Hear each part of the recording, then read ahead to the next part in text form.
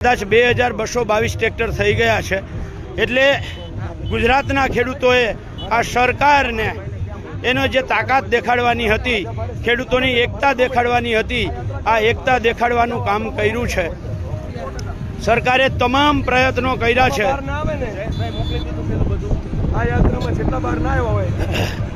આ સરકારે તમામ પ્રયત્નો કરવા છતાં ખેડૂતો રોકાયા નથી અને આપણે શાંતિપૂર્ણ રીતે જવું છે। આપણે ક્યાંય કરતા ક્યાંય કોઈના ઉશ્કેરાટમાં આવવું નથી। કોઈ કાંકરી ચાળો થાય નહીં, એની આપણે બધાની જવાબદારી આવે છે। દરેક વ્યક્તિઓએ પોતાની જાત ઉપર સંયમ રાખવાની ખાસ જરૂર છે। એટલે બધાને વિનંતી છે કે શાંતિપૂર્ણ રીતે ગાંધી ચિંધ્યા માર્ગે સરકારને આપણે અલ્ટિમેટમ આપવા જઈએ છીએ।